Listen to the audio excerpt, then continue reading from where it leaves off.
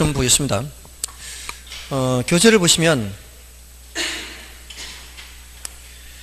부동산 개념이라고 되어 있죠. 거기서 이제 타이틀이 이제 속으로 들어갈수록 이제 요 타이틀이 들어가는 거죠. 부동산 개념하고 이렇게 나누어지고요. 그래서 이 판서를 하는 거 하고요. 그 다음에 이렇게 교재로 만드는 거 하고 약간의 차이는 있어요. 왜냐하면 이제 서론에 해당하는 부분을 설명을 할 때는 이것 말고 한 개가 더 이제 타이틀이 있게 되겠죠. 그래서 판서를 하는 것 위주로 정리를 하시면 돼요. 이렇게 이 내용을 정리를 할 때는. 그래서 처음에 이제 협의의 부동산 이렇게 나오고요. 그 법적 개념에서 협의의 부동산은 토지 및 그 정착물 해서 토지의 내용은 이제 여러분들이 읽어봐 주시면 되고요. 정착물에 의해서 넘어가시면 정착물은 사회 경제적인 면에서 토지에 부착되어 계속적으로 이용된다고 인정되는 물건 이렇게 돼 있죠. 그러니까 부착은 돼 있어야 되죠. 부착은 돼 있고 이제 계속적으로 이용된다고 인정된 물건이에요. 그러면서 이동이 곤란해야 되겠죠. 그리고 정착물에는 사회적 경제적으로 독립된 물건으로 인정되는 독립물과 토지의 일부로 취급되는 부속물 또는 종속 정착물이 있다. 자, 이거는 제가 아까 말씀드리지 않았죠. 정착물에서 다시 더 내용이 있다 그랬죠. 잔가지가 갈라지면서 내용이 있다. 제가 설명을 드리지 않은 부분에 대해서는 굳이 더 이상 깊게 신경 쓸 필요가 없어요. 그 내용들은 이제 조금 더 들어가는 내용이기 때문에 나중에 점차 그려 넣을 거예요. 그래서 그런 것들은 이거 듣지 않았는데 할 때는 이제 지나가셔도 관계없습니다. 그다음에 이제 광의의 부동산 해서 나오죠. 이제 광의의 부동산이란 협의의 부동산에 준부동산을 포함한 것을 말한다. 자, 요거는 이제 아까 요거 준부동산까지 했죠. 그리고 준부동산은 아까 특징이 뭐였어요? 민법상 부동산은 아니지만 민법상 부동산처럼 취급하는 게 그 키워드가 등기 등록이에요. 괄호 2번의 둘째 줄에 있죠. 괄호 2번의 둘째 줄에 보시면은 등기 등록 이런 공시수단을 갖는 거예요. 이런 키워드를 찾아내서 기억하면은 그러면은 많은 내용을 기억할 필요 없이 오늘 키워드만 기억해서 내용을 알 수가 있습니다. 그 다음에 이제 괄호 3번은 여러 가지 준부동산들의 예를 나열하고 있어요. 그러니까 준부동산에 아까 제가 어떤 예를 들었어요? 자동차만 예를 들었지만 자동차 말고도 다른 내용도 있다. 이걸 얘기를 하는 거고요. 그 다음에 밑에 경제적 개념 가면은 그 네 번째 줄에 동그라미 1, 2, 3, 4, 5 이렇게 쭉 나열되어 있죠. 그 단어들을 구별만 하면 되는 거예요. 여기서는. 그 다음에 기술적 개념에서도 그 다음 페이지로 넘어가시면은 동그라미 1, 2, 3, 4, 5 있죠. 이거 이제 구별만 할 수 있으면 되는 정도입니다. 그리고 복합 개념의 부동산이 나오고 있죠. 그 복합 개념의 부동산은 이 셋을 종합적으로 살펴볼 때 복합 개념 부동산 하죠. 그러니까 판서를 할 때는 이렇게 할 수가 있지만 책을 쓸 때는 이렇게 할 수가 없잖아요. 그러니까 얘를 어디로 보낼 수밖에 없는 거예요. 4절로 보내는 거죠. 1절 했다면 2절하고 3절하고 얘가 4절이 되는데 이 4절은 같은 수준의 내용이 아니라 얘네들을 다 복합적으로 살펴보는 개념이죠. 그죠? 그러니까 그냥 책을 읽는 거 하고요. 설명 듣고 보는 거 하고는 차이가 있겠죠. 그냥 읽으면은 1절, 2절, 3절, 4절이니까 같은 등급이네 이렇게 생각할 수 있지만 그것이 아니라 4절은 이 셋을 모두 다 포함하고 있는 그런 개념이다라는 거죠. 자, 다음에 이제 부동산 분류를 보시면 부동산 분류를 이제 토지도 분류하고 건물도 분류하는데 주로 살펴보는 것은 토지를 분류합니다. 여기서는 단어의 뜻만 구별하면 되는 정도예요. 여러분들 지금까지 사시면서 이제 여러 가지 단어들을 들어보셨을 텐데 대지란 말 들어보셨나요? 나지란 말 들어보셨나요? 나대지 들어보셨어요? 나대지는 여기서는 잘 쓰지는 않아요. 여기서는 그냥 나지는 나지, 대지면 대지지, 나대지는 잘 쓰지 않는데 그 결합된 말이 나대지 이렇게 생각하시면 되기는 해요. 근데 결혼에서 그렇게 많이 쓰는 건 아니고요. 근데 맹지란 말도 들어보셨죠? 맹지가 뭐예요? 쓸 수 없는 땅 이렇게 이제 다들 그렇게 생각하면 이해는 하기 쉬운데 도로가 없어서 도로에 접하여 있지 않은 그런 땅이어서 쓸 수 없는 땅 이렇게 보통 얘기하죠. 아무튼 그런 단어들 구별하는 건데 제일 먼저 나오는 것이 대택부 해서요. 대지택지부지 이렇게 나와요. 여기서 택지를 중심으로 생각하시면 돼요. 지금 여기 주변에 택지 개발하고 있는 데 많죠. 택지를 개발한다 그러잖아요. 그럼 택지를 개발한다고 할 때는 그 개발된 토지에다가 뭐 하는 거예요? 건물 올리는 겁니다. 건물 올리는 거예요. 근데 그 건물의 용도를 따져요? 따지지 않아요? 따지지 않아요. 그래서는 주거용이든 상업용이든 공업용이든 건물을 건축할 수 있는 땅은 택지다라고 얘기를 해요. 근데 좀 더 폭넓게 사용하는 용어가 부지예요. 우리가 이거 이제 단어를 좀 사용해 보면 쉽게 알 수 있어요. 아파트 부지 할 때 쓰죠. 그는 건물이 올라가는 땅이죠. 하천 부지란 말 쓰죠. 거기는 건물이 올라가지 않죠. 그러니까 부지라는 말은 건물이 올라가는 경우에도 쓸 수가 있고 건물이 올라가지 않는 경우에도 쓸 수가 있죠. 근데 여기는 건물이 올라가는 경우라는 거죠. 그래서 조금 더 폭넓게 쓰는 말이 부지예요. 그래서 이거는 건축을 할 수 있는 토지 외에도 플러스 일반적인 바닥 토지는 모두 다 부지 이렇게 표현을 해요. 이 단어 뜻만 알면 돼요. 이러면은 거의 90%가 해결이 돼요. 90% 이상.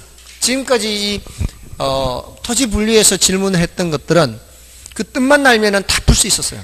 조금이라도 더 깊게 들어가는 건 한 번도 질문한 적이 없어요. 그렇게 봐주시고요. 그 다음에 이제 넘어가시면은 후보지 이행지가 있어요. 후보지라는 단어는 이행지라는 단어와 함께 공통점이 전환 중이란 뜻이에요. 전환 중. 어떤 용도에서 다른 용도로 바뀌어 가고 있는 중에 있는 토지다 이런 거예요. 지금 우리가 주변에서 많이 보고 있어요. 특히 이걸 많이 보고 있어요. 후보지. 이걸 토지를 분류할 때 크게 분류하기도 하고 적게 분류하기도 해요. 크게 분류할 때는 택지 지역과 농지 지역과 임지 지역 이렇게 분류를 해요. 주변에 있는 땅들이 원래 택지가 아니었죠. 주변에 있는 땅. 지금 우리가 여기 있는 땅도 원래는 여기가 농지였겠죠. 뭐 농지나 뭐 임야 이런 데였단 말이에요. 그래서 이쪽으로 전환이 된 거고 여기는 전환이 된 거고 전환이 된 거는 후보지 이행지라고 하지 않아요. 전환 중이라 해야 돼요. 주변에 지금 공사하고 있는 데도 있고요. 그냥 묵혀놓고 그냥 농사도 짓지도 않고 아직 개발도 하지 않고 그냥 묵혀놓은 땅도 주변에 있죠. 그런 땅이 뭐예요? 이런 후보지라고 보시면 돼요. 지금 이런 데 가고 있는 중이에요. 그런 거를 택지 후보지라 그러죠, 지금. 지나다 보시면은 뭐 6-3 써놓고, 뭐 5-4 이렇게 써놓고 이런 것들이 있단 말이에요. 그런 데가 뭐라고요? 후보지. 이행지는 뭔가 하면은 택지 지역을 다시 나누어요, 이렇게. 주상공으로. 주거지역, 상업지역, 공업지역 이렇게. 농지 지역을 다시 전답과 이렇게 나누어요. 여기도 또 이렇게 나눠요. 자, 여러분들 예전부터 살던 그런 지역은 주거 지역에서 상업 지역으로 이렇게 바뀌어 가고 있는 경우도 있죠. 주로 이게 많이 나타나요. 주거 지역에서 상업 지역으로 가는 경우가 더 많아요. 상업 지역에서 주거 지역으로 가는 것보다. 이렇게 전환 중인 경우에는 이 테두리 범위 내에서 전환 중이죠. 이 테두리 범위 내에서 전환 중인 토지를 이행지라 그래요. 여기서도 답지 지역에서 전지 지역으로 많이 가거든요. 우리나라 이제 논밭이잖아요. 논농사 면적이 점점 줄어들고 있죠. 이 논농사 지어서는 이게 소득이 별로 없으니까 논농사 하다가 밭농사로 이렇게 바꾸는 거죠. 이렇게 바뀌어 가고 있는 중에 있으면 요 범위 내죠. 테두리 범위 내. 테두리 범위 내에서 전환 중이면 뭐고요? 이행지고요. 이 테두리를 벗어나면은 후보지가 되는 거죠. 테두리를 벗어나면 이제 여기서 이쪽으로 가는 거니까. 맞나요? 테두리를 벗어나면 무슨 토지? 후보지. 테두리 범위 내에서 전환 중이면 이행지 이렇게 되는 거예요. 이런 구별만 할 수 있으면 되는 정도예요. 근데 이제 이런 단어들 다 지금 처음 들어보시죠? 후보지는 들어보셨겠다. 뭐 택지 후보지 뭐 이런 말은 들어보셨겠죠. 그냥 일상생활에서 이행지란 말은 잘 안 들어보잖아요. 그러니까 이런 것들만 이제 좀 더 보완을 하시면 되고요. 그다음에 필지 획지라는 단어가 나오죠. 필지 획지, 요거 필지는 들어보셨죠? 획지도 들어보셨나요? 필지 획지? 여러분들 땅 갖고 계신 분들, 네, 몇 필지 땅 갖고 있는데 이렇게 얘기하죠. 그 몇 필지 할 때 그 필지가 등기부상 등기되어 있거나 또는 토지대장에 등록되어 있는 그 이제 한 개, 두 개 이렇게 그게 몇 평인지는 알 수가 없죠. 뭐 10평짜리 한 필지도 있을 수 있고 몇 평짜리 한 필지도 있을 수 있어요. 예, 그거는 면적 단위로 얘기하는 게 아니라 그냥 등기된 또는 등록된 그 단위별로 하는 거죠. 그래서 요것은 필지는 법적 개념이라 그래요. 법적으로 등기하거나 등록할 때는 필지 단위로 하고요. 획지는 경제적 개념이라 그래요.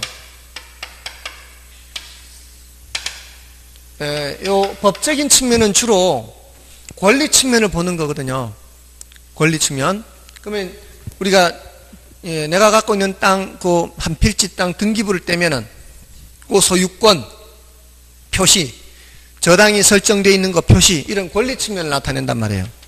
근데 획지는 가치나 가격 이런 관점에서 본단 말이에요. 예를 들어서 여러분들 서울 가보셨나요?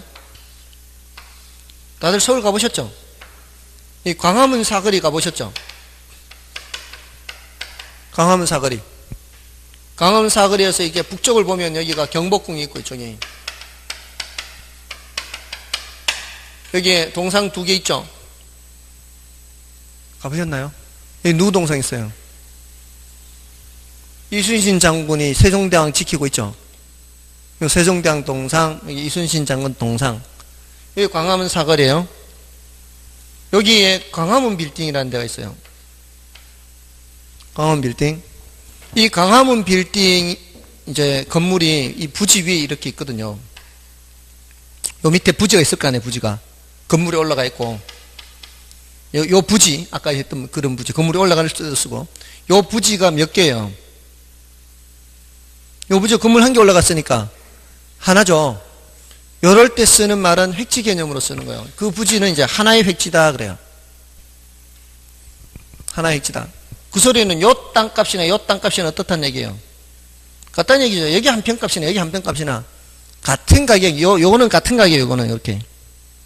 근데 요 밑으로 사실 청계천이 흘러요. 근데 아무튼 어떻게 건물을 지었든 간에 이게 경계가 이렇게 지나가거든요. 이렇게. 여기가 종로구고요. 여기가 중구예요. 건물이 있는데 건물 이쪽 부분은 중구고요. 건물 저쪽 부분은 종로구가 지나가요. 두 개의 구에 걸쳐 있어요. 하나의 건물이. 이럴 때 지번이 어떻게 될까요? 지번이. 번지수가. 요 부분하고 요쪽 부분하고 요쪽 부분이 번지수가 달라요. 여기는 무슨 구? 종로구 무슨 동 몇 번지. 여기는 중구 무슨 동 몇 번지 이렇게 돼요. 요거는 필지가 두 개의 필지라는 얘기예요. 두 개의 필지에 지금 하나의 건물이 올라가고 있는데 이런 경우에는 아주 예외적으로 행정구역 자체가 달라요. 이 지방자치단체가 다르다고요. 자, 이러면 어떤 문제가 생기냐면 이제 세수가 달라요. 세수가. 이쪽으로 세금 내는 경우도 있고 저쪽으로 세금 내는 경우도 있다는 거죠. 자, 근데 이 건물이 20층 건물이거든요. 20층 건물인데 선이 이렇게 가고 있다고. 이렇게. 각 층별로. 같은 회사에 같은 사무실 내에서 저쪽은 중구, 이쪽은 종로구예요. 저기 총무부는 중구, 인사부는 뭐 종로구 이렇게. 자, 이러면은 우편물을 보낼 때 어떻게 해야 될까요? 총무부는 이제 중구로 받고 각 층별로 다 그렇게 해야 돼요. 이게 8층까지는 중구고요. 9층부터 20층까지는 종로구예요. 층수로 나눴어요. 층수로. 짐승수로 그렇게 할 수밖에 없죠. 같은 사무실을 쓰는데 이렇게 저쪽은 중국 이렇게 할 수 없잖아요. 또 세금은 또 받아야 될 거 아니에요.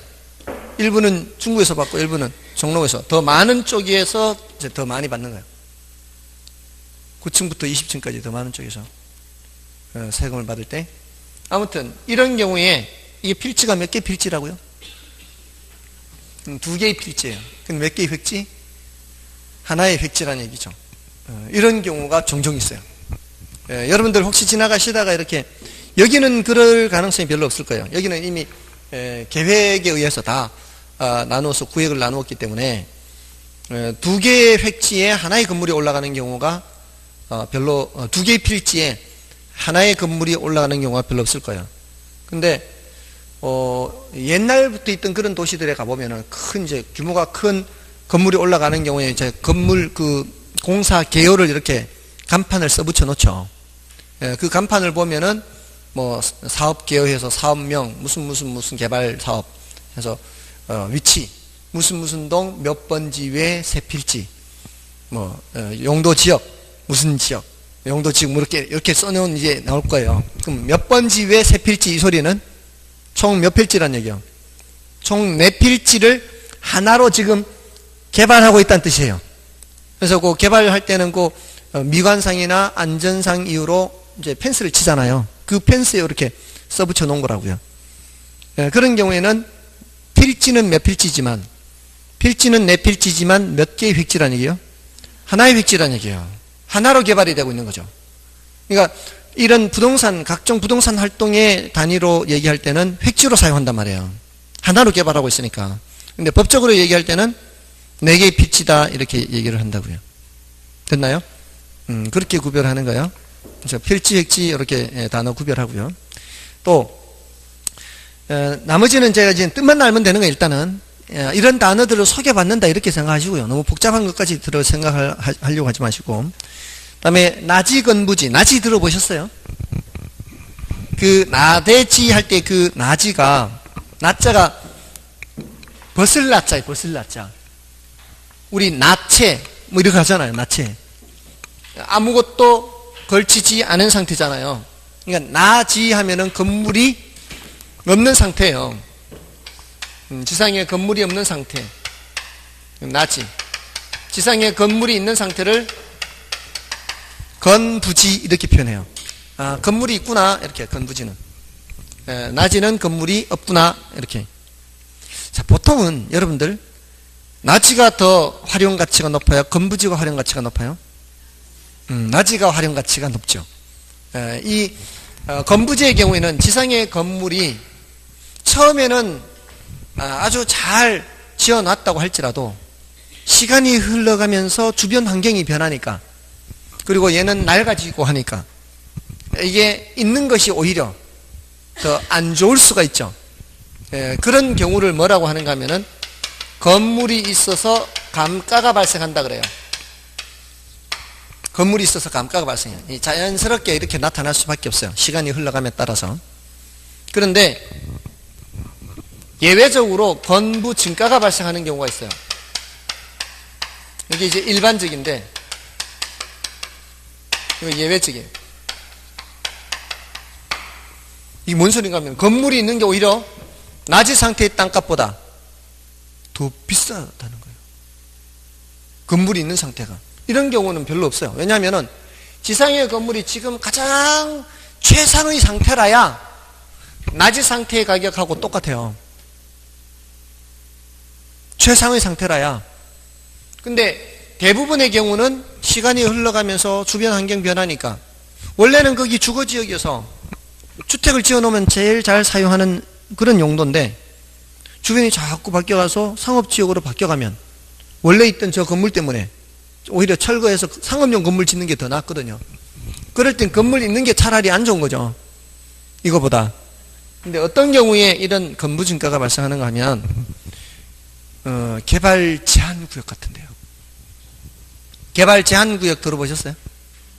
개발 제한 구역은 개발이 제한된다는 뜻이죠. 여기가 개발 제한 구역이라고 생각해 보세요.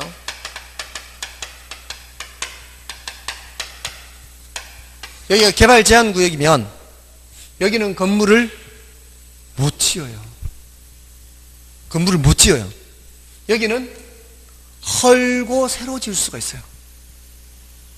기득권을 보호해 주기 때문에 그래요. 법적으로는, 법을 만들 때는 항상 기득권을 보호해 줘요. 그러니까 이 개발 제한 구역을 지정할 당시에 건물이 없잖아요. 그럼 너는 앞으로도 계속 건물 못 지어요. 근데 개발 제한 구역을 지정할 당시에 건물이 있었어요. 그러면은 그 정도는 계속 유지는 시켜주겠다는 거예요. 그래서 건물이 쓰러질 정도로 나라가 지게 되면은 그거를 헐고 새로 지을 수 있는데, 보통 이런 지역은 쾌적성은 굉장히 높죠. 환경이 좋을 수 있어요. 제가 이번에 시험 끝나고 지지난주에 끝나고 저기를 갔다 왔거든요. 그 단풍 구경. 근데 거기가 단풍이 아니더라도 경치가 끝내주는 곳이에요. 혹시 청풍호 가보셨어요? 청풍호? 한 2시간이면 가니까 가보십시오, 나중에. 이 지역에서 2시간이면은, 조금 비교적 멀기는 하지만, 서울 지역에서 가는 거에 비해서는 훨씬 시간이 덜 걸린다 보시면 돼요. 서울 지역에서는 이게, 왔다 갔다 이 교통체증 때문에, 굉장히 힘들거든요. 근데 그 청풍호는 사시사철 아름다운 곳이에요. 사시사철. 근데 거기가 단풍이 들었을 때는 정말 끝내주는 곳입니다. 그 청풍호를 따라 이렇게 그 호수와 이 단풍, 그리고 단양 쪽으로 넘어가서 그 뭐 보발제라든가 구인사 쪽으로 넘어가는 그 코스는 제가 봤을 때는 그런 이 긴 코스를 단풍 구경을 하면서 갈 수 있는 곳이 별로 없을 것 같아요. 이 우리나라에서 엄청 이뻐요. 그래서 시험 끝나면 늘 거기를 가요. 시험 끝나니까 이제 딱 곧 타이밍이 돼요. 근데 거기 가면서 제가 뭘 보는가 하면은 별장들을 많이 봐요. 별장들. 그 호수 보는데 단풍도 좋죠. 그 뭐 호수도 이쁘죠. 근데 별장들이 있어요. 그 별장들이 있는 자리가 원래는 무슨 자리였게요? 농가주택이 있던 자리예요. 농가주택이 있던 자리를 돈 있는 사람들이 사서 헐고 별장 지은 거죠. 새로 개발은 안 되니까. 건물 없던 곳을 새로 지을 수는 없어요. 근데 아직도 남아있는 곳이 몇 군데가 있어요. 아직 농가주택이 있는 곳이 있어요. 그런 거 값이 꽤 나가겠죠. 지금 아주 낡은 농가주택이 있다고요. 근데 위치가 좋은 곳은 그런 데가 굉장히 비싸게 거래될 거라고요. 건물 없는 땅보다 낡았더라도 있는 땅이 좋다 이 말이에요. 그런 곳은. 뭔 뜻인지 아시겠죠? 그러니까 이런 것은 원래보다 규제가 강화될 때만이 나타나요. 원래보다 규제를 강화시킬 때 이미 기존의 사람한테는 적용하지 않는단 말이에요. 새로 들어오는 사람한테 적용한다고요. 그러니까 이거 말고 국립공원 구역으로 지정을 하기도 하잖아요. 국립공원 구역. 원래는 국립공원이 아니었던 곳을 국립공원으로 지정하지 않습니까? 그러면은 이제 다시는 그 지역에 뭔가 음식점이나 이런 것들을 더 할 수가 없어요. 더 새로 들어올 수는 없어요. 올해인가 새로 지정된 것이 작년인가? 태백산이 새로 국립공원 구역으로 지정됐어요. 원래 태백산이 도립공원이었어요.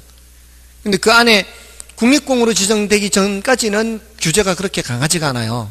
음식점 영업하고 이런 것들이. 근데 지정된 순간 추가로 들어올 수는 없어요. 근데 이미 기존에 하던 사람들은 할 수 있는 거죠. 음식점 영업을. 그러니까 그런 경우는 다 쓰러져가는 집일지라도 가치는 엄청 높을 수 있다는 거죠. 그거 헐고 새로 지어서 음식점 영업을 할 수 있으니까. 아무튼 그런 경우에는 예외적으로 뭐가 발생할 수 있어요? 건부진가가 발생할 수 있죠. 그러니까 이런 것도 알고 봐야 되는 거죠. 알고. 그래서 이런 거 공부하는 거예요. 그런 거 이제 나중에 이제 그런 경치 좋은 곳에 가면은 다 쓰러져가는 집이 싸지 않다는 걸 알 수 있을 거예요. 싸지 않아요. 그런 건 오히려 더 비쌀 수 있죠. 됐나요? 자, 그런 게 이제 나지건부지와 관련해서 하는 얘기고요. 오늘은 이 정도 그냥 단어 뜻만 알면 되는 정도고요. 그다음에 맹지와 대지가 있죠. 나지, 건부지, 맹지, 대지. 자, 근데 그 맹지, 대지 할 때 그거는 자루형 토지 이렇게 기억하면 돼요.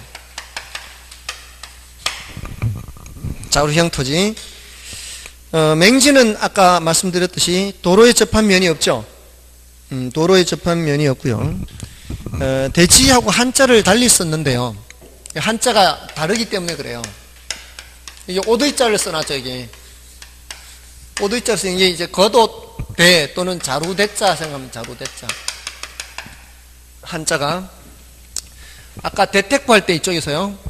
대택부 할 때 이 대는, 이거는 흑토자가 들어가거든요, 여기가. 근데 이거는 좀 좁게 해석을 해야 돼요. 주거용이나 상업용 건물이 건축되는 그런 땅을 일단 대라고 이제 생각하시면 돼요. 주거용, 상업용. 그러니까 지금 이 건물이 상업용이에요, 주거용이요. 상업용이죠. 요 밑에 땅에 지목이 대라고 보시면 돼요. 요 밑에 땅에 지목이 대. 여러분이 사시는 아파트가 깔고 앉아있는 땅의 지목도 대예요, 대. 지목으로 얘기할 때는. 근데 공장용지, 공장 건물이 깔고 앉아있는 땅은 공장용지라고 해서 따로 지목을 장이라고 불러요. 예, 그거는 이제 공시법에서 더 자세히 할 거예요. 그리고 학교 건물이 깔고 앉아있는 땅 있죠. 학교 건물이 깔고 앉아있는 땅을 지목을 학이라 그래요, 학. 도로 지목을 도라 그래요, 도. 철도 지목을 철이라 그래요, 철. 하천의 지목을 천이라고 불러요. 제방의 지목을 제라고 불러요, 제. 약어로. 그런 것들은 이제 나중에 이 공시법에서 하실 거예요. 어렵지 않죠? 학교 용지가 뭐라고요?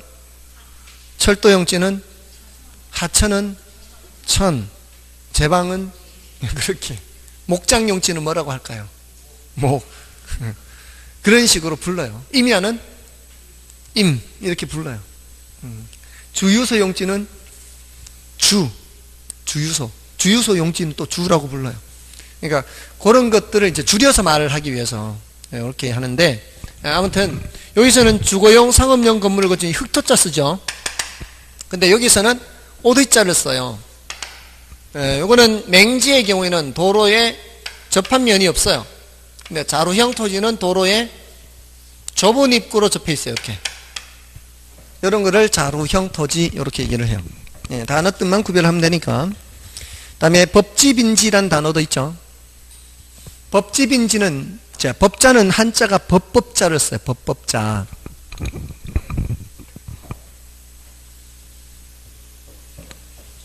지금 혹시 지금 하는 내용이 좀 맞는가요? 처음 하는 것 치고는? 처음 하는 것 치고는? 많지 않아요? 많아요. 지금 오늘 한 내용이 부동산 개념이라는 거 했죠.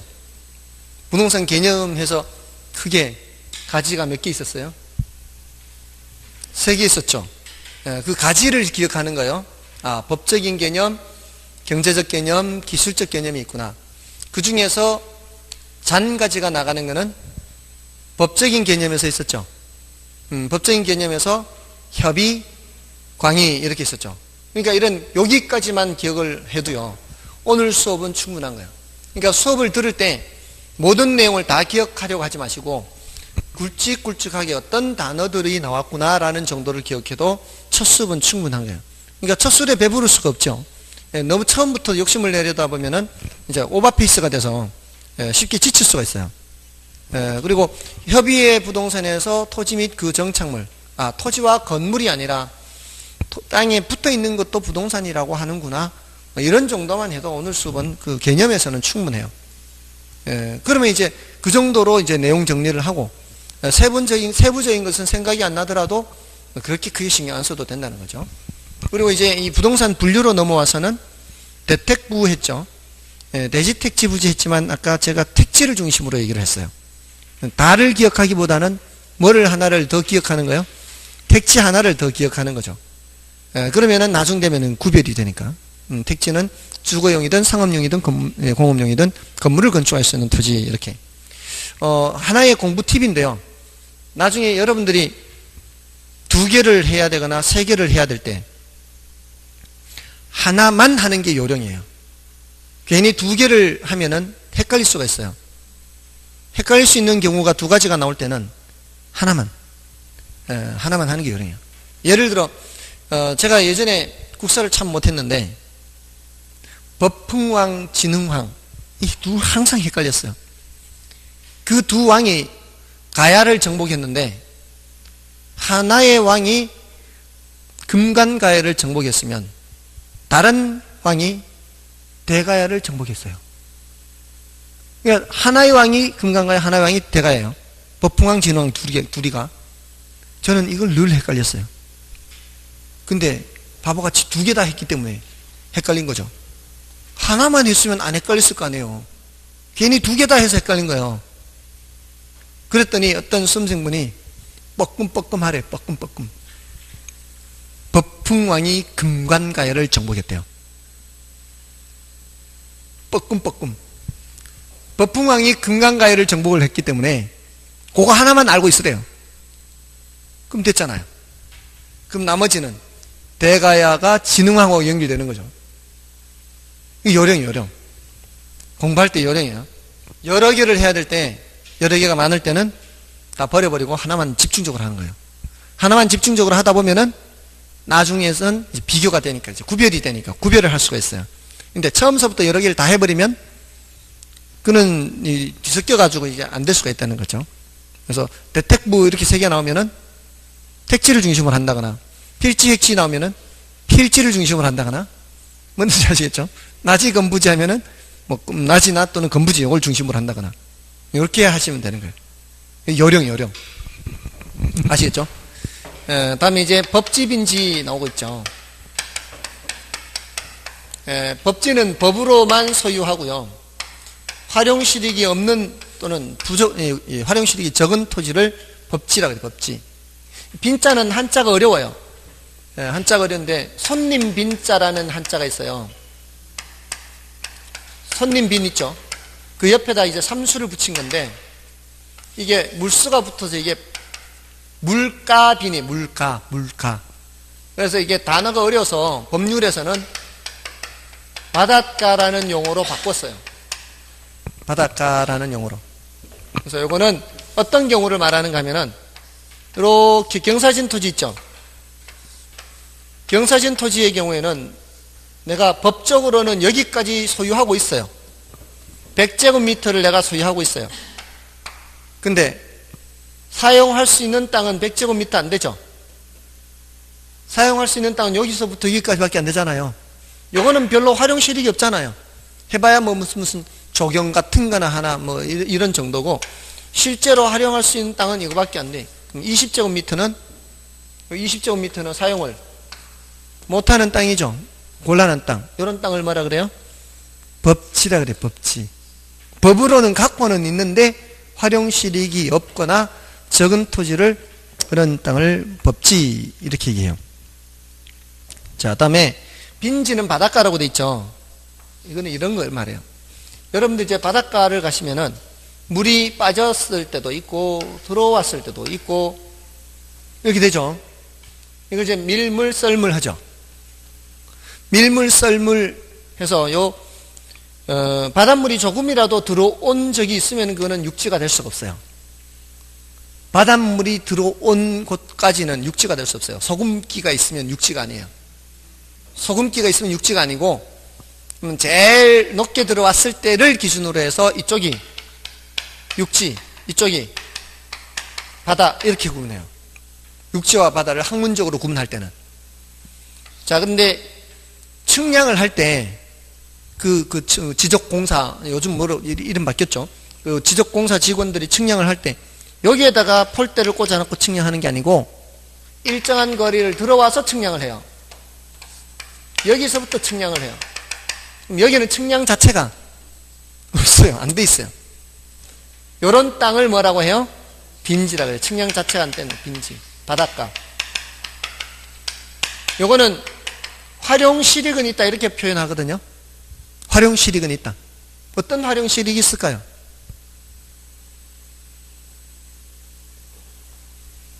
갯벌은 여기입니다. 여기. 갯벌은 바닷물이 들어오는 곳이죠. 갯벌이 주로 뭐로 돼 있어요? 모래사장. 주로 모래사장이죠. 예. 텐트값 받잖아요. 텐트값.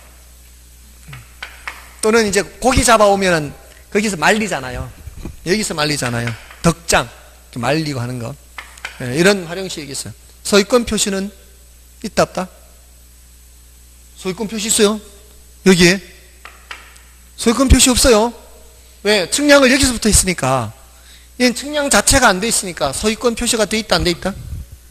안 돼 있어요. 측량이 없는데. 누구 거예요 그러면? 측량 안 돼 있으면. 측량 안 돼 있는 이 부분은 국유예요. 국유. 무주 부동산은 국유라고 법으로 정해놨어요. 주인 없는 부동산은 누구 거? 국가 거. 그럼 주인 없는 동산은? 먼저 잡는 놈 거. 뭘 선점이라 그래요. 나중에 민법에서 배울란지 몰라요. 선점. 먼저 잡는 놈이 임자예요. 그러니까 날아가는 꽁이 처박혀서 못 빠져나오고 있어요. 날아가던 꽁이 처박혀서 못 빠져나오고 있는데 잡으면 임자예요. 무주동산이잖아요. 날아가던 꽁이 날아가다가 뭐 매를 받든지 뭘 받든지 보면은 이렇게 숨느라고 처박힌대요. 이렇게. 그래서 오금이 저려서 못 빠져나온대요. 매를 보면은 꽁이. 그럼 가서 주시면 돼. 이렇게. 누구 거? 내 거. 줍는 사람 선점이에요. 선점. 그래서 이런 경우는 이제 국유예요. 국유. 활용제. 보통은 이제 그 동네 사람들이 활용하죠. 보통은 동네 사람들이 활용합니다. 이 빈지. 다음에 포락지란 단어가 있죠. 자, 이게 이런 단어들이 이제 다들 이제 처음 듣는데 이런 이제 물가, 바닷가 뭐 이렇게 법으로는 소유하고 있지만 활용실이 없다. 포락지는 떨어질 낙자 이제 떨어질 낙자. 이게 떨어지는 이유가 이렇게 해서 떨어지는 걸 말해요. 물이 침식장에 하죠. 이렇게 물이 갉아먹잖아요. 이렇게 물이 갉아먹으면 위에 있는 것이 무너져 내리겠죠. 그리고 계속 또 이렇게 침식하다 보면은 또 이렇게 무너져 내리고 또 침식하다 보면 무너져 내리고 결국은 원래는 논밭이거나 뭐였던 곳이었는데 이게 이만큼 막 갉아먹으니까 이게 뭐가 돼버려요. 이제 물 밑으로 잠기거나 이제 하천이 돼버리는 거죠. 그렇게 된 땅을 뭐라 그래요? 포락지라 그래요. 포락지. 예, 떨어질 낙자, 포락지. 요거는 하천으로 변한 토지 또는 수면 밑으로 잠긴 토지 이렇게 표현할 수가 있어요. 하천으로 변한 토지, 수면 밑으로 잠긴 토지. 자, 그렇게 보시면 되겠고요. 다음에 이제 주택의 분류가 있죠. 자, 이 주택의 분류는 단독주택과 공동주택. 자, 요거를 이제 구별을 하시는데 이거 이번에도 시험에 나왔어요. 시험에 나왔는데 시험을 떠나서 여러분들이 이 정도로는 좀 상식적으로 알고 계셔야 되고 나중에 중개할 때도 당연히 아셔야 돼요. 단독주택은 말 그대로 단독주택하고요.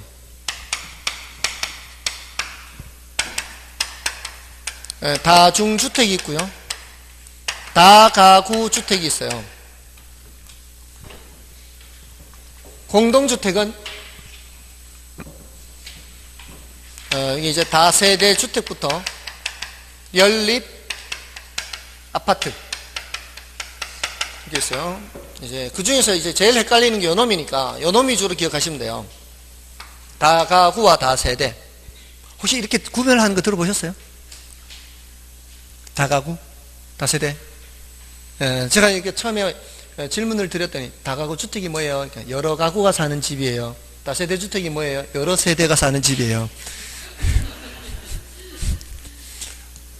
이거는 단독과 공동의 차이점을 아시면 돼요. 여기 물론 여기에 공간도 있고요. 기숙사도 있는데 이 구별이 중요한 건 아니고 요거는 등기부를 뗐을 때 등기부를 뗐을 때 요거 101호, 102호 각각의 등기부가 나오면 다세대.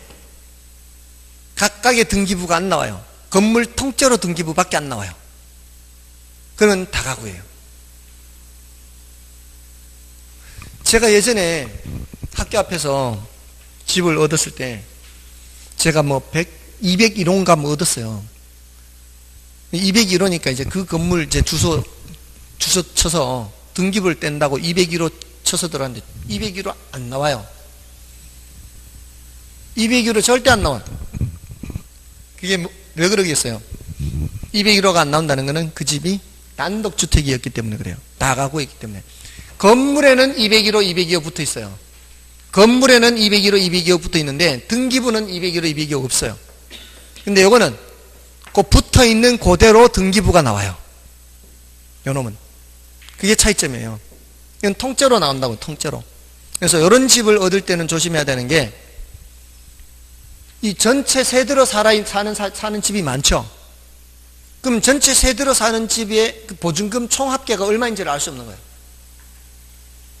그럼 뒤에 들어가는 사람은 만약에 문제가 생겨버리면 돈을 못 받을 수 있는 거죠.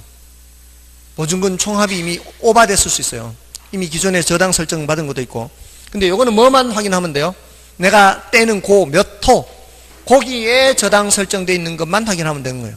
그리고 거기에 내가 세대로 들어간다는 얘기는 다른 집은 없잖아요. 내 것만 생각하면 되는 거예요. 내 것만. 근데 여기는 이미 기존에 그 집에 세대로 사는 사람들의 보증금 총 합계를 생각을 해봐야 되는 거예요. 네, 근데 이제 육안으로 봤을 때 얘는 3층까지 가능해요. 얘도 3층까지고요. 3계층이에요. 정확하게 말하면 3계층. 3계층과 3층은 다른 개념이에요. 1층에 주차장이 있을 수 있죠. 1층에 주차장이 이런 구조를 필로티 구조라 그래요. 필로티 구조일 때는 건물 층수는 모두 4층으로 올라가는 거죠. 4층으로. 요거는 4계층이에요. 4계층. 4계층. 5층 이상. 이렇게. 자, 그러니까, 자, 요거 가지고 이제 구별을 할 수가 있는데, 일단 주택으로 사용되는 부분이 4계층이다. 그럼 뭐라고 생각하면 돼요? 다세대죠. 주택으로 사용하는 부분이 3계층이다. 그러면 안 된다는 거예요. 주택으로 사용하는 부분이 4계층을 지어야 하는 게 아니라 4계층까지 지을 수 있다는 얘기예요. 3계층짜리 다세대도 있다는 얘기예요. 4계층까지 지을 수 있다는 얘기니까 3계층짜리 다세대도 있다는 뜻이에요. 그럼 주택으로 사용되는 부분이 3계층일 때에는 확인 들어가야 돼요. 다세대가 아닐 수 있으니, 이 다가구가 아닐 수 있으니까, 다세대일 수도 있으니까 3계층일 때는 그럼 어떻게 확인 들어갈까요? 등기부를 떼봐요. 등기부를 떼서 호별로 나오면은 뭐고요? 다세대. 호별로 안 나오면 다가구야. 여기 혹시 단독주택에 사시는 분 계시나요? 단독주택. 아파트예요? 아파트신가요? 아파트 아니신 분 안 계십니까? 아파트, 전부 다 아파트예요? 대단합니다. 여기 모두 다 에브리언 아파트. 그럼에도 불구하고 다음 주에 숙제. 여러분들이 사시는 집 등기부를 떼보세요. 등기부 떼는 게 숙제. 대법원 사이트에 들어가면 있어요. 대법원에 등기부 떼는 사이트가 있어요. 1,000원 안 할 거네. 1,000원. 1,000원 안 할 거예요. 떼보시면 돼요. 쉽게 뗄 수 있어요. 예? 700원인가? 예, 그냥 열람용은 700원이면 될 거예요. 열람용은 700원이면 돼요. 프린트 할 수 있어요. 한번 떼보십시오. 거기에 이제 어떻게 되어 있는가. 앞으로 계속 공부하셔야 돼요, 이거. 공시법에서도 할 거고, 민법에서도 할 거고요. 등기부 누구나 뗄 수 있어요. 자기 집 아닌 집도 얼마든지 뗄 수 있습니다. 누구든지. 다른 집 얼마든지 떼볼 수 있어요. 건너편에 단독주택 지역에 있는 그 집 등기부 떼봐도 되고요. 아무 다 떼봐도 됩니다. 자, 아무튼 그렇게 해서 등기부가 호별로 나오면 다세대, 호별로 안 나오면 다가구. 이렇게. 그 다음에 규모의 차이는, 얘는 이제 층수 차이는 있는데 규모의 차이는 없어요. 모두 다 660제곱미터 이하예요. 이하예요. 근데 요 놈은 330제곱미터 이하고요. 요 놈은 660제곱미터 초과예요. 초과. 그러니까 이쪽으로 오면 올수록 점점 규모가 커지는 거예요. 이렇게 갈수록. 이렇게 경로가 이렇게 갈수록 규모가 커지는 거죠. 규모가 커지고 여기는 같고 여기는 규모가 더 커지고 이렇게. 그렇게 생각하시면 돼요. 이렇게 커지는 거예요. 왜 330제곱미터, 660제곱미터라고 할까요? 그 숫자를 다 많은 숫자 중에 하필 330, 660이라는 숫자가 왜 나왔을까요? 평 때문에 평. 330제곱미터는 약 100평이에요. 660제곱미터는 약 200평이에요. 그럼 300평은 990제곱미터겠죠. 그럴 때는 굳이 990제곱미터 안 쓰고 그냥 1000제곱미터 쓰면 되겠죠. 그러니까 앞으로 여러분들이 이런 숫자를 볼 거예요.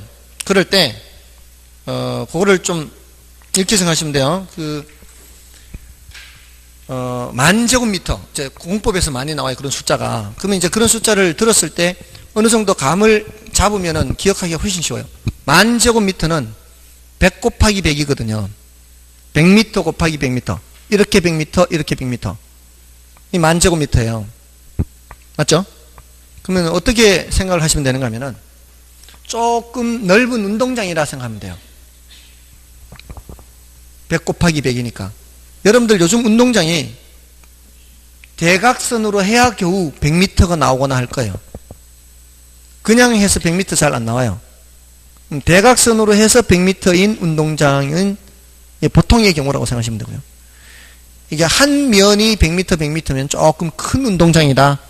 여기에 몇 제곱미터? 10,000제곱미터예요. 10,000제곱미터. 그런 이제 감을 좀 익히시는 게 좋고요. 지금 여기 이 바닥에 있는 거 이렇게 좁은 경우에도 이게 다 규격화가 된 거거든요. 이게 이 타일의 크기가 규격화가 돼 있어요. 이런 거 넓이를 생각할 때도 처음에는 이거를 이제 감각으로 몰라요. 이게 몇 평 정도 될까요? 몇 평 될 것 같아요? 대략 감으로 잡아보세요. 몇 평? 30평? 40평.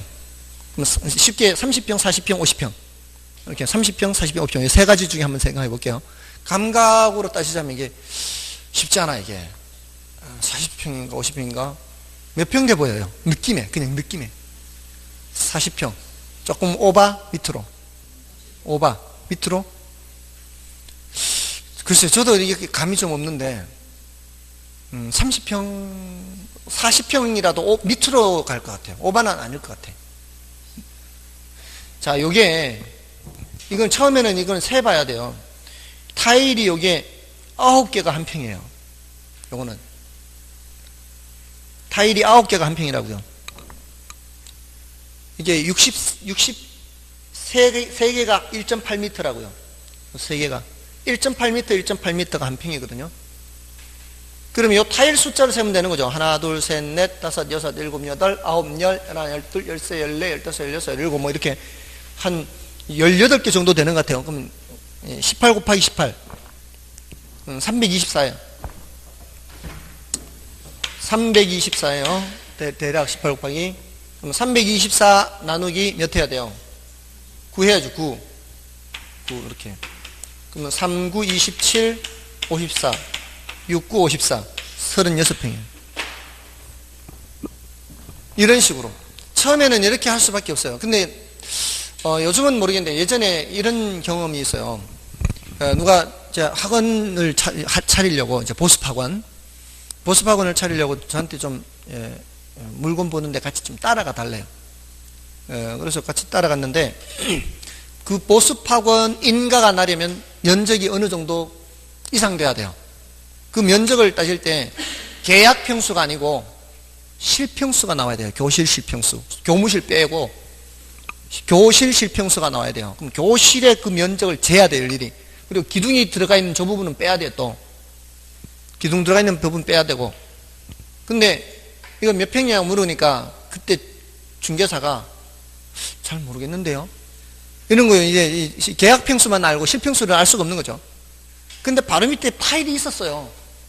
타일이 있었는데 타일 셀 생각을 안 하는 거예요. 타일 세면 나오니까. 예, 그럴 땐 그렇게 하면 돼요. 타일을 세면 돼. 예, 그 이제 타일마다 규격이 있어요. 어떤 거는 요거 30cm짜리 타일이 있어요. 그때는 이제 36개가 한 평이고, 여기 45cm 타일이 있어요. 45cm 타일은 16개가 한 평이죠. 45cm가 4개 가야 1.8m, 1.8m니까. 그거를 이제 재면 되니까 굳이 다 잴 필요가 없다는 거죠. 요거 타일 크기만 재면 되는 거예요. 아무튼, 그렇게 우리는 이제 제곱미터로 하는데, 아직 평수에 많이 익숙해져 있기 때문에 330제곱미터, 아까 660제곱미터 쓰는 거는 그 평수로 쓰던 그런 관행 때문에 이런 숫자가 나와 있는 거예요. 근데 이제 1000만, 10만, 100만 이럴 경우에는 굳이 이제 평수를 안 쓰고 저렇게 해요. 그래서 이렇게 생각하시면 돼요. 아까 1000제곱미터 했잖아요. 그럼 약 몇백 평? 300평이죠. 아까 990제곱미터 안 쓰고 1000제곱미터 한 300평 하잖아요. 그러니까 이렇게 생각하시면 돼요. 10,000제곱미터다 그러면은 만 단위의 한 단위 아래로 내려오면 돼요. 1000단위잖아요. 그러면 10,000제곱미터다 그러면 3000평. 10만 제곱미터다 그러면은 3만 평 이렇게 되는 거죠. 100만 제곱미터다 그러면은 30만 평 이렇게 한 단위로 내려와서 그렇게 불러주면 돼요. 아무튼 요런 거는 팁으로 이제 말씀을 드린 거니까 그렇게 하시면 되겠고요. 나머지는 이제 여러분들이 봐주시고, 그다음에 이제 부동산 특성이라는 주제가 있죠. 부동산 특성은 세부적인 내용을 보려고 하지 마시고요. 아까 말씀드렸죠. 그러니까 깊게 하면 할수록 손해라고요. 그래서 이거는 종류만 말씀을 드리고 그렇게 하고 지나가시면 되겠어요. 자, 지금 오늘 했는 내용이 여러분들이 했는 게 부동산 개념 했죠. 부동산 개념에서 뭘 했어요? 이렇게 해서 뭐가 제일 내용이 많았어요? 이게 법률적 개념이 협의의 부동산, 광의의 부동산 했죠. 이 협의의 부동산은 민법상 부동산으로서 토지 및 그 정착물 해서 앞으로 이 정착물에 대해서 더 정리를 하셔야 되고요. 그 다음에 광의의 부동산은 여기에다가 준부동산, 민법상 부동산은 아니지만 민법상 부동산처럼 취급하는 부분이 있다. 특징이 등기나 등록이라는 공적 장부를 확인해야만 소유권이 누구한테 있는지, 압류가 있는지 없는지, 저당이 설정되어 있는지 없는지 확인할 수 있는 거죠. 여기에 대해서 이제 더 추가로 해 두시면 되고, 나중에 경제적 개념이나 기술적 개념은 더 이상 가치가 없다 그랬죠. 바로 잎사귀예요. 상품, 생산재, 소비재, 자산, 자본 이런 단어들. 여기는 공간, 자연, 위치, 환경, 토목, 지질 이런 단어들 구별만 하면 돼요. 그 다음에 부동산 분류에서 대택부 했고요. 택지를 중심으로 기억하시라 그랬고요. 그 다음에 후보지, 이행지. 후보지는 크게 분류한 그 사이에서 전환 중인 토지고, 그 세분된 그 분류 내에서 전환 중인 토지는 이행지라고 했고요. 그 다음에 필지, 획지 할 때는 필지가 법적 개념으로서 등기 등록상의 단위예요. 필지별로 등기하게 돼 있어요. 등록하게 돼 있어요. 이거는 경제적 개념이고요. 두 개 필지 이상이 하나의 획지가 될 수도 있고요. 경우에 따라 한 개의 필지가 여러 개 획지가 될 수도 있어요. 경우에 따라. 그 다음에 나지 건부지 했죠. 지상에 건물이 없는 땅, 나지. 건물이 있는 땅, 건부지.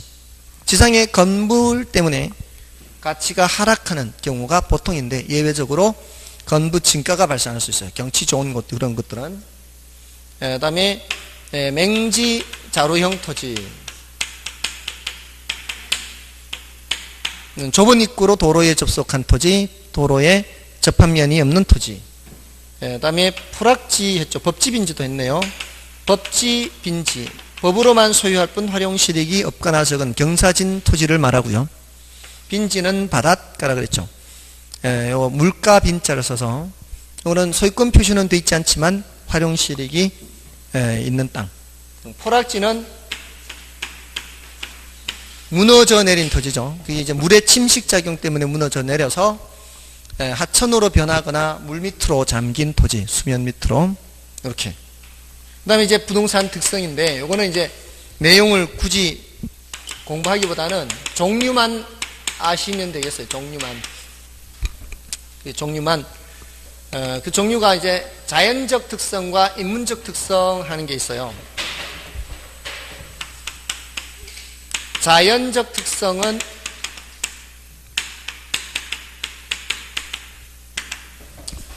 선천적이고 불변, 고정적인 특성인데, 이게 이제 더 중요해요. 다들 아시는 거예요, 사실은. 부동성. 예, 부동산 특성 중에서도 이게 토지 특성을 위주로 얘기합니다. 토지 특성. 토지는 이동할 수 있어요, 없어요? 없죠. 부증성. 양을 증가시킬 수 있다, 없다? 토지는 생산량 뚝딱뚝딱 만들어낼 수가 없죠. 이걸 이렇게 오해하시면 안 돼요. 지금 택지양이 늘어나고 있잖아요. 택지양이 늘어나고 있으면 늘어나는 거 아닌가? 택지양이 늘어난다는 것은 농지양이 줄어든다는 얘기 아니에요. 다른 용도가. 전체 양은 변함이 없죠. 그런 의미에서 봐야 돼요. 예, 이거는 물리적인 양을 증가시킬 수 없다는 얘기예요. 그래서 절대로 증가시킬 수 없어요. 예외가 없어요. 부증성은. 그 다음에 영속성. 토지가 소모되지 않아요. 다 없어지지 않아요. 그렇죠. 그 다음에 개별성. 모든 토지는 다 제각각이다. 인접성. 모든 토지는 다 연결돼서 붙어 있다. 용도 다양성. 인문적으로 봤을 땐 다양한 용도로 사용할 수 있다. 그 다음에 병합해서 사용할 수도 있고 분할해서 사용할 수도 있다. 지금 어떻게 됩니까? 지금 우리가 지금 이 주변은 대부분 농지였었는데, 농지를 사용하기 위해서는 좀 필지를 나누어야 돼요. 어떤 경우 이제 아파트 단지 같은 경우는 좀 합의화될 수도 있지만, 상업 용지 같은 경우에는 농지보다는 사용하는 그 획지의 크기가 굉장히 적죠. 농지는 뭐 한 필지가 몇천 평도 있잖아요. 근데 상업 용지는 몇천 평짜리 되는 상업 용지는 거의 없죠. 이렇게 분할해서 쓰는 거죠.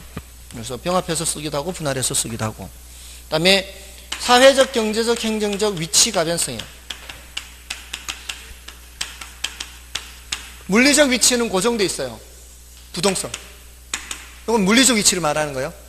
요거는 인문적 위치를 말하는 거예요. 그러니까 어떤 지역이 공장지대이던 곳이 아파트 단지로 변해요. 그게 뭐가 변하는 거예요? 이런 인문적 위치가 변하는 거죠.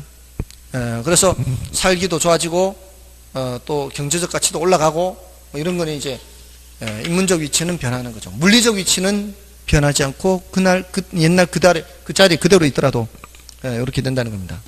그래서 이런 것들은 이렇게 종류 정도만 알아두세요. 어떤 경우는 이제 부, 영계인, 용, 병, 사 이렇게도 외워요. 할 때 부동성, 부증성, 영, 영속성, 영계, 개별성, 영계인, 인접성, 용, 병사, 용도 다양성, 병합 분할 가능성, 사회적, 경제적, 행정적 위치 가변성. 근데 시험에서는 이게 출제가 돼요. 파생현상. 이 파생현상이 출제되는데 이 파생현상이 난이도가 높다고요. 그리고 분량도 많다고요. 그래서 이걸 알아두시면 굳이 저걸 따로 공부하지 않아도요. 이걸 파생현상을 따로 공부하지 않아도 기본서 과정이 끝나고 나중에 이제 문제풀이를 들어가요. 문제풀이 들어갈 때 이 파생현상에 대한 것들을 질문을 해요. 그러면은 한두 번 틀려보고 몇 개 문제를 풀어보다 보면은 자연스럽게 알 수 있는 부분이 있어요. 그래서 이 부분은 따로 시간을 내서 공부를 하지 마시고 일단 종류 정도 알아두시고요. 부동산 속성도 공간성에 대해서 그냥 참고적으로 봐두시는 정도로만 하세요. 그러니까 뭐 중요도 자체는 높지는 않으니까. 그래서 지금 요 정도로만 오늘 첫날이니까 말씀을 드리고요. 사실 제가 조금 더 일찍 마칠 생각도 했었는데, 왜냐하면 처음 하시는 분들이라 앉아 계시는 것 자체가 쉽지 않죠. 견딜만 했나요? 지금 3시간이라는 시간이 조금 지났는데, 그래도 첫날 이 정도로 참았으면은 굉장히 잘 참은 거라고 볼 수 있습니다. 그러니까 며칠간 공부를 하시면서 일단 몸이 좀 익숙해져야 되니까, 그리고 점심시간도 좀 지났잖아요. 보통 때보다. 보통 한 12시면 점심시간인가요? 뭐 점심시간도 지났는데, 나중 되면은 자연스럽게 한 1시 반이나 2시는 돼야 배가 고플 수 있어요. 이게 이제 몸이 좀 익숙해져야 되니까. 아무튼 오늘은 여기까지 하고요. 내일 또 민법을 들으시고, 다음 주는 이제 기본서로 경제론, 아까 수요 공급 얘기 있죠. 다음 주는 이제 수요 공급을 얘기를 해드릴 거예요. 됐습니까? S였습니다. 반주겠습니다.